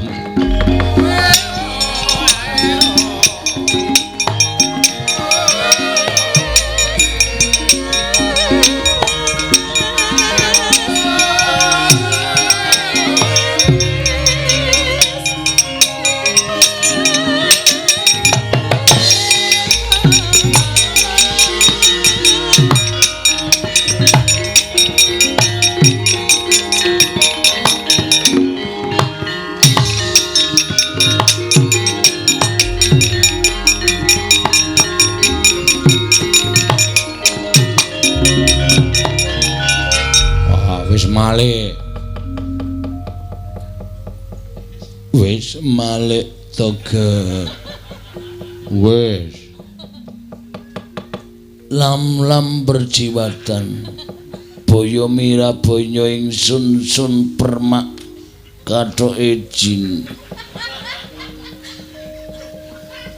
kowe iki dadi apa-apa ora wangun ya, Gong. Wis ngono kuwi wae. Toga pripun Ndara? Nah, linggung ngisor Toga. Aku bendaramu. Walah-alah gawe aku ya ngrekasake. Ora sangger sura tak catut cangkem. Janaka kok nggo catut iki cara ngendi? Kiai Catut Pambelah Jagat. Pusakaning Raden Janaka Toga. Nggih, pun gek minggat teng kayangan adi kula Semar dislametke. Ya Toga. Pamujimu tak jaluk. Aku njaluk kanggo syarat munggah kayangan slamet ana ingkang kudu dadi tumbal. Sinten kae? Borok mburi kae. Mbok lunga. Ora kajen ket mau mek. Bagong iki kirik tenan kok. Makne gre diborak-borokke. Aku budal munggah marang kayangan Toga. Sing ati-ati ampun kados lari alit kula dongak-dongake kasembatan penjangkane. Iya Toga minggiro. Aku arep joget. Oh nggih. Kakang Semar aja kuwatir aku ingkang bakal sumusul marang sira Kakang Semar. Tak slametke Kakang. Yen Kakang wis ketaton, Kakang wis rumangsa duwe tatu sarta wis kedrawasan, aja kuwatir. Mengko tak gawake oksigen. supaya Kakang Semar tetep urip ana ing Madyapada. Niat langening kalanggiwana gelar pandhan muncar. Tinon lir kekonang surem sorotetan padang.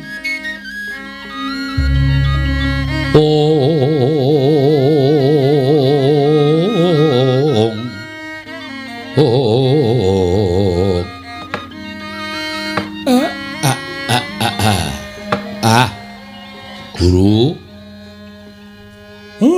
wiwit saka jagat budal marang Kayiwangan rasaku wis manjing ana ing rasa ikhlas. Tegese sak mangsa-mangsa pancen kowe mburu marang kesenengan, sak mangsa-mangsa pancen adiku Manikmaya wis ora iso dindakake. Nggonmu duwe rasa gething keburu sengit karo Semar nganti mentala arep midana kelawan Semar. Tak ikhlasake aku ora apa-apa. Ning kaya ngarep aku saguh nyembah karo Bathara Guru sing angka loro yen sakwise aku nglakoni aku njaluk kowe utusan karo sawijining dewa anakmu supaya mudhun ana ing Pringapus papan pernaya anakku Bagong maringna pelem pertangga jiwa Jambu Dipa Nirmala men supaya kasembadan penjangkane anakku. Tiwas tak rewangi totoh kaya ngene ning nek kowe ora maringi apa sing dikarepke Bagong, lah aku ya ora lila. Mula sing sak traju, sing sak bobot, nadyan sak temene bobote ora padha. Ning tumrap kowe yen tata anggap bobote padha antaraning Semar lan Woh Pertangga Jiwa lan Dipa Nirmala, aku ora apa-apa. Dasare aku ya wis kewowogen urip eneng jagat. Aku wis kewaregen nyawang marang polah tingkahe menungsa ingkang wis pancen wegah nampa wewarah nampik pitutur becik. Kakang Semar, piye? Nuwun sewu. Jebul sasampunipun kula prapta wonten ing Bali Martya Kundamanik, ketingalipun wonten daya ingkang amalik dhateng pemanggih kula Kakang. Penemu sing piye? Ingkang sekawit kula menika tansah gedhing kaliyan Kakang Semar. Krana rumaos kula satunggiling titah ingkang boten nggadhahi tata krama kaliyan nalindraning para dewa menika namung Kakang Semar. Nanging sareng dumugi wonten ing Datulaya utawi Bali Martya Kundamanik tumuli tuwuh raos tresna asih kelawan Kakang Badranaya. Mila sarawuhipun Kakang Semar wonten ing Kayiwangan boten badhe kula patrapi paukuman, nanging malah kula rengkuh kados dene nalika kula lan Kakang Badranaya inggih Kakang Ismaya tansih sami-sami gesang wonten ing Kayiwangan. Kakang, kuwi tenan apa piye? Lair batos, monggo kula aturi amriksani dhateng manahipun ing ngrayipun Manikmaya, mboten wonten ceceking raos kula nggadhahi raos gedhing keburu sengit kaliyan Kakang Badranaya. Syukur. Ngono dewa ngelingake marang kowe Manikmaya, syukur Gusti wis maringi pepadang kelawan atimu ingkang sekawit katon peteng, ingkang sekawit katon nglamuk. Ning bareng tekan kene kowe duwe penemu sing kaya ngono. Syukur. Lah terus apa pancen kowe ya arep maringake apa sing dijaluk dening Bagong? Bagong menika atmajanipun Kakang Ismaya. Ateges menika tasih kula warga kula piyambak. Ateges menika ugi tasih atmaja kula piyambak. Destun menapa menawi kula mboten maringaken Plempertangga Jiwa Jambu Dipa Nirmala ingkang saknyata kathah thukulipun wonten ing Kayiwangan, menawi Bagong namung betahaken setunggal Plempertangga Jiwa lan setunggal Jambu Dipa Nirmala, kula kinten mboten ngelongi dhateng menapa-menapa ing mapan wonten ing Kayiwangan. Kakang,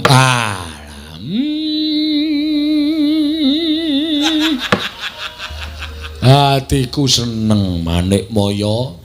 Ya ngono kuwi sing dijenengi nalindraning para dewa, adil para marta. Yen kowe duwe wewatekan sing kaya ngono kuwi janjane titah ki ora usah mbok surung-surung tok kon nyembah kowe. Mestine wis padha kanthi ikhlas lahir batin bakal nyembah kelawan kowe Manikmaya. Kencang waru dayang pak pong syukur di menawi jenengan ndika tumuli enged dhateng Purwodaksina kula nderek remen adi guru sampun ngrumaosi bilih menawi badhe paduka ketindakaken menika mujudaken satunggiling kalepatan mila tumunten boten siyos dipun tindakaken malah sak mangke Kakang Semar mapan wonten ing Suralaya karengkuh kados dene kadang nalika paduka tasih sami sugeng wonten ing Kayiwangan. Kakang Rada kasinggihan mekaten Kakang. Syukur. Tentreming para dewa, mahanane ayeming para kawula. Rukuning para titah ing mapan wonten ing Martyapada di kasinggihan mekaten Kakang Rada. Mila ingkang saking menika Kakang sakmangke mboten namung Bagong ingkang badhe kula paringi plempertangga jiwa lan jambu dipa nirmala. Nanging kelebet Kakang Semar Nala Gareng menapa dene Petra ugi badhe kula sugata dedhaharanipun Kayiwangan jernyatanipun Kakang Ismaya menika ugi tunggiling para Jawata Kakang. Ya matur nuwun nek kuwi tok lakoni kanthi ikhlas. Nala Gareng dalem Pak. Petra pripun Pak? Arep diparingi pelempertangga jiwa karo jambu dipa nirmala. Wah, ayo iki to. Monggo jarene piyai pinter sapa sing dharep pelempertangga jiwa jambu dipa nirmala iki bakal kena lara luputing pati. Weh, dhewe ora iso mati. Ya iso nek baterene entek. Dongkulmu mlocot ora. Omongan kok sarwa ora. Wis pat ngrasake ya, Tru. Kaya ngapa ya rasane? Ya paling mung kaya pelem gadung. Aja sembrono Petra, pelempertangga jiwa ki ya. Legine ora ana sing ngungkuli. Oh, ngoten. Kali pelem anu apa jenenge iki? Aromanis. Wah, legi pelempertangga jiwa. Oh, kali pelem sengir. Wah, legi pelempertangga jiwa. Kali pelem napa jenenge iki? Pelem anu rapia. Wah, pelempertangga jiwa. Kali pelem sing di blaster. Wah. Legi pelempertangga jiwa. Kali pelem oh, disipi to reng ora. Ya wis biyen mangkel aku wawe. Oh, urung tau ngrasake koyo wawe. Nah, ngaten badhe kula aturaken Kakang. Ya. Nek kowe ikhlas ya tak tampani. Tak pangane kanthi lega-legawaning atiku Manikmaya. Miat langeneng kalanggiwan. Aklar pandan moncar.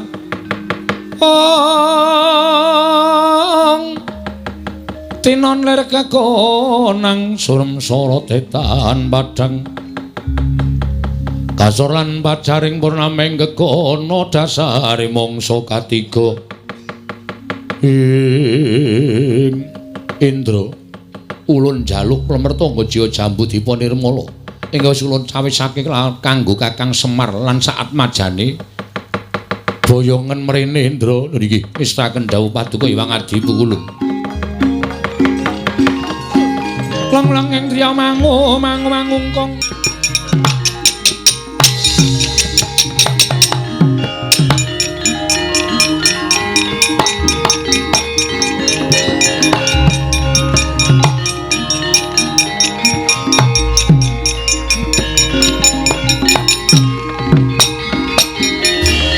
Smarekaten prayitna semulire seka balik titiyane gandayane trisanya purnama sasi ing menika Kakang sawetawis plemertangga jiwa lan jambu dipa nirmala monggo kula aturi ngarahapi Kakang Semar.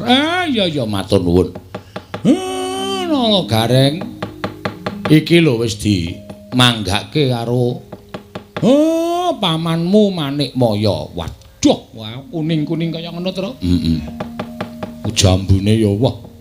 Mlenis-mlenis kaya ngono ya. Wah, ya jambu nek yahene iki jan embruk rasane. Nyenengke. Ha iya. Kuwi mesti dicokot embel ya, Tru. Ha iya. Aja do rebutan.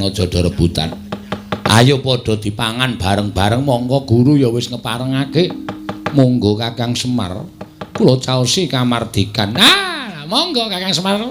Dipun rapi sak sekecanipun Kakang Badranaya.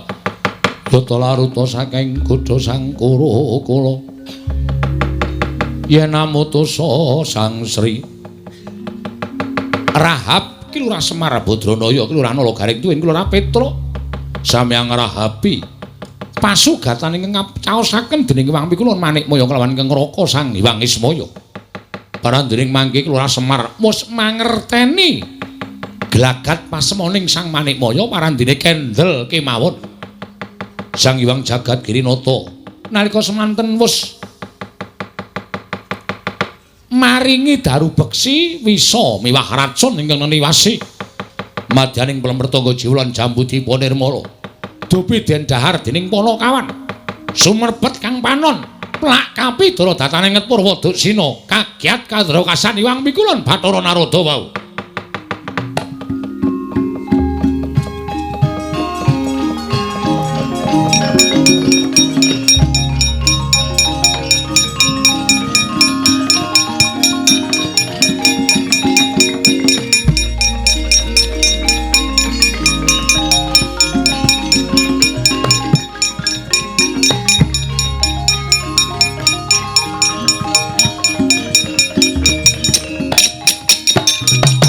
Yo.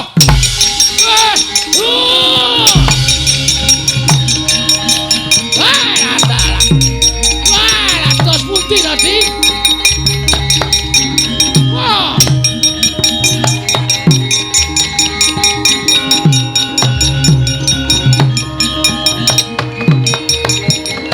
Wah, panjenengan menika pancen wah. Nuwun sewu lho, kula menika sampun remen panjenengan menika sedahipun sampun nemut Purwadasina.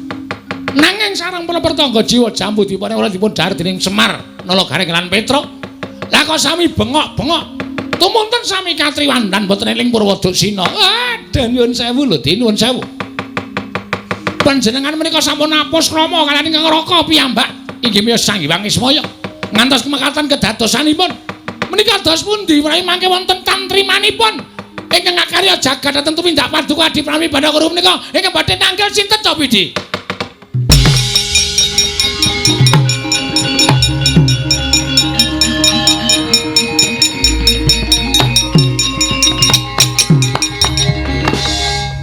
Kakang Narada, punawi? Niat kula pancen mekaten. Krana kula tidha-tidha menawi Kakang Ismaya menika kula pejahi sarana pusaka kadewatan. Kula pitados mboten badhe wonten ingkang mempan. Nanging menawi sarana kados mekaten badhe kelampahan panjangka kula sakmangke sampun mboten wonten titah ingkang mboten purun nyembah tuwin mboten purun tata krama kaliyan pun Manikmaya. Sayekti lega manah kula dados dewaning para dewa. Wah, panjenengan menika sarak. Dewaning para dewa kok pakartinipun sados mekaten menika dos pundi? Angkara murka budi candala. Walah, menika mangke badhe ngembet kawontenanipun jagat badhe geger amargi kaperbawan panas sumuk sarta kekiyatanipun angkara murkanipun Adi Pramesti Bathara Guru. Sampun Kakang Narada menika perkawis kula. Kakang Narada sampun paring dawuh mboten badhe tumut-tumut, mboten badhe melu-melu. Kula sampun nyarujuki. Mila sampun ngantos kekathah anggen paduka paring pangandikan. Ala becik bener luput bungah susah Manikmaya ingkang badhe nanggel. Ah, kula taleni pendika panjenengan. Nek ana apa-apa ampun sambat Bathara Narada. Indra kula wonten timbalan. Kakang Ismaya lan atmajane kewis ora eling, bandanen tangane, kerincungen sikile. Papana ana ing pinggiring kawah Candra Dimuka sak mangsa-mangsa mung karing glundhungake cememplung ana ing kawah Candra Dimuka Indra.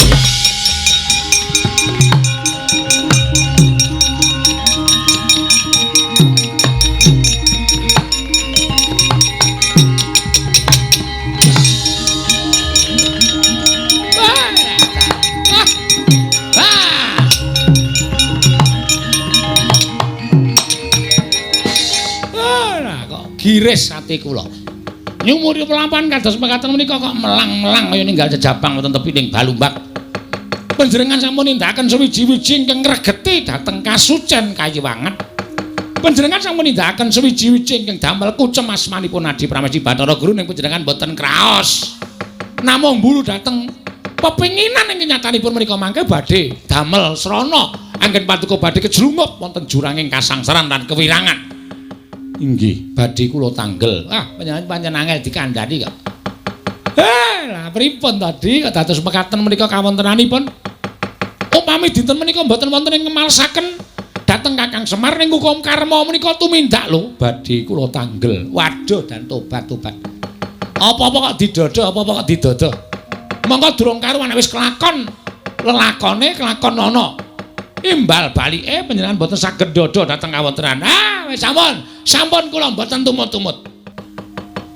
Namung malah kula saya wirang, kula menika saya getun. Teka Janaka kok saged menang kaliyan kula menika panjalmanipun sinten? Menika Janaka kula beto saking jagat minggah wonten ing kayangan. Lah, wong ki nek angkara murka pakartine mula paningali peteng. Wong ki nek tumindake elek ora iso nggunakake netra batin. Ming peteng dedet limengan merga ora iso wening atine, ngoten. Sampeyan dienggo dolanan karo titah ya ora krasa. Ya mung merga titah menika pancen lagi winawong dening dewane. Dibantu karo dewane. Ngoten? Nggih Kakang. Badhe nyopresa? Badhe ngertos? Kula badhe ngertos. Teka Arjuna ingkang wonten pingking panjenengan menika kenging guntur geni guntur angin mboten menapa-menapa. Kenging pusaka Cestrisula mboten menapa-menapa. Sinten ingkang ngemong dhateng Janaka menika? Wong ki nek peteng ora iso nyawang. Kula aturi mirsani iki.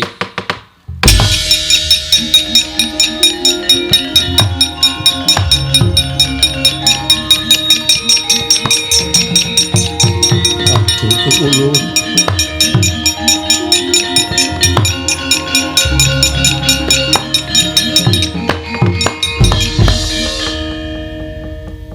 ulun ingkang ngomong lawan jagate Arjuna, Guru, kita arep mboya trima. Ulun sepinten kelepatan kula diagung pangaksama. Ya merga saka panggersahe Ismaya. Pasambate Ismaya nalika mbok bondo ning tepining Candradimuka. Wekasan ulun tumiyup sangka ing ngondarandir bawana manjalma sajuga kelawan anggane Raden Janaka. Ya Raden Angling Darma, Angling Darma. Edian nduwerke karo Sang Hyang Menang ya wani sembrono. Angling Darma dengkele atos kuwi ora.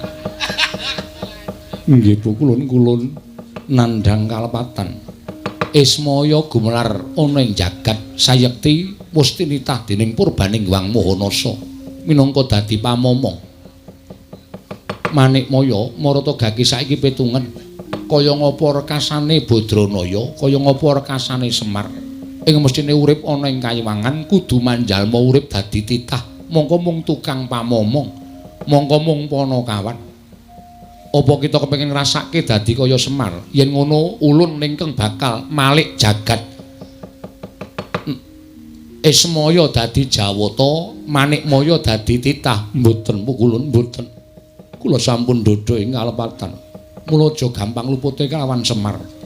Semar kaparingan panguwasa, ora wenang nyembah kelawan Bathara Guru, ora wenang tata krama kelawan Bathara Guru. Kuwi wis sak mestine. Aja rumangsa dadi dewa. Nalendraning para dewa terus kumawasa sapa-sapa kudu nyembah nanging ana pitunganing Wang Mahanasa ingkang ora diwenangake nyembah kelawan jeneng kita. Inggih Bu Kulun. Sepisan jiki ulun pangapura. Angka loro kita mbaleni keluputan aja takon dosa. Ulun pribadi ingkang bakal maringi pangkuman kelawan jeneng kita Manikmaya. Inggih Bu Kulun nyuwun pangapunten. Dene kapindho kita kudu maringake pelem pertangga jiwa lan jabu dipun nirmala. Gangsal 12 kilo. 15 kilo Bathara Guru. Edian. Nembung pelem kok 15 kilo ya. Tekor bakule ora. Wah wis. Yen kita ora maringake aja takon dosa. Ulun ingkang bakal matrapi pidana kelawan jeneng kita. Nggih Bu Kulun. Sewu-sewu kalempatanipun ingkang abdi tadah wadana. Kula nyuwun pangapunten ing sak kalangkung kathah Ulun. Mboya dadi ngopo? Wis ngono Manikmaya. Ulun kundur makayangan. ingkang sabanjure apa ingkang bakal kita tindakake, kita maringi pelemper tangga jiwa, nanging uga kita ndak jaluk nyuwun ngapura karo Bagong. Pukulun, kula jejering Jawata, apa ngatasi dewa duwe keluputan ora gelem nyuwun ngapura karo titah.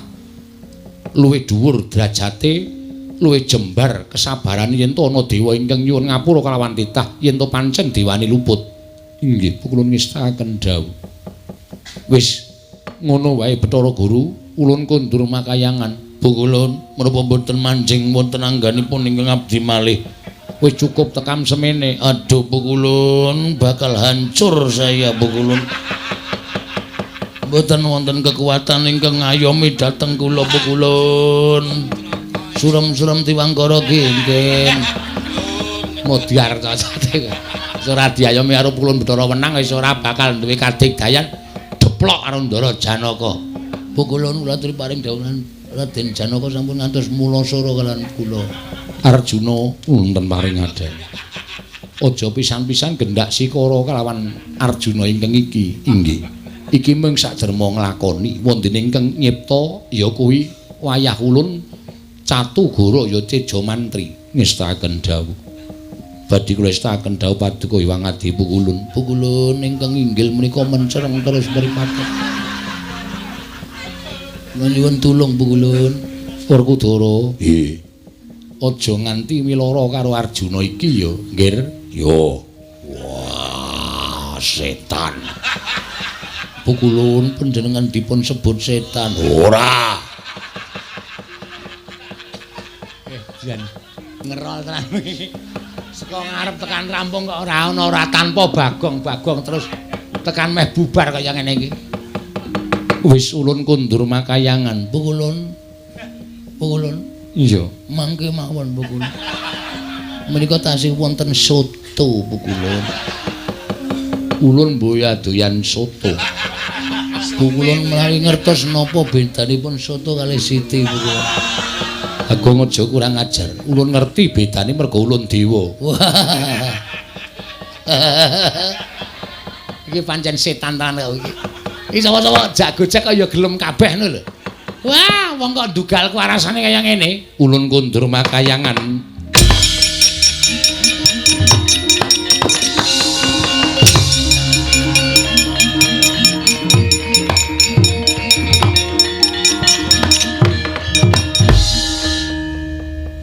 Kakang Rada, menawi Arjuna menika ki mandhap saking pelenggan.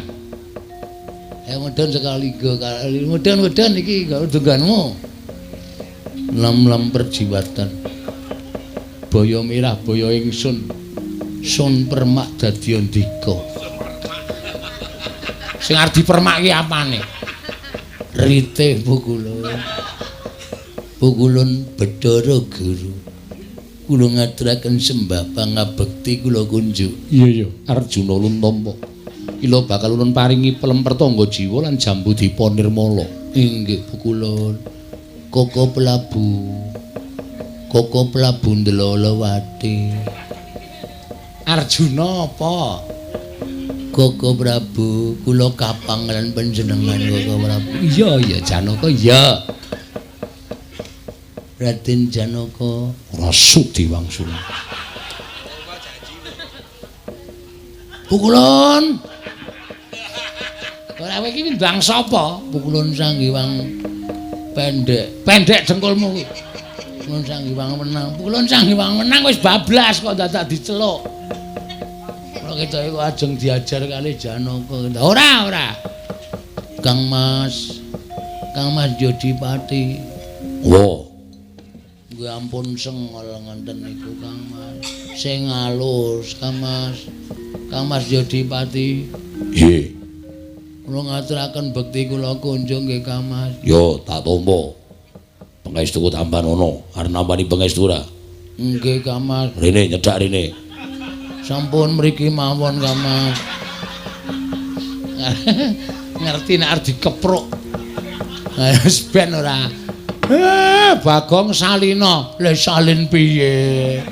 Wong aku mau ya mung digawe karo togok tenan tak catut cangkeme tenan. Lah sapa-sapa arep dicatut cangkeme. Marai aku ora iso salin. Ulun puja bali kaya wingi ngene kowe, Bakal.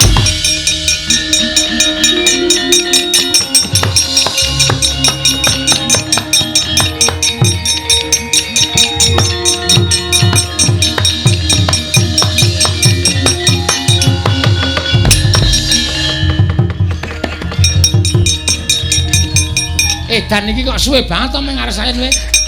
Wah, sajake wulet tenan. Togok lek gawe jan tenanan iki. Nganti angel disalini. Ayo kesalin ora kaya bocah sini.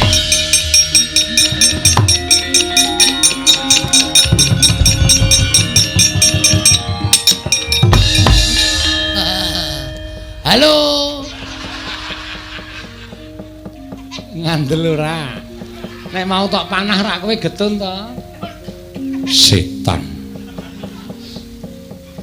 Ngapunten nggih, Dara. Soleh ora dibaleni. Kok malah guyu e? Oh iki marai mangkel ning yo marai guyu.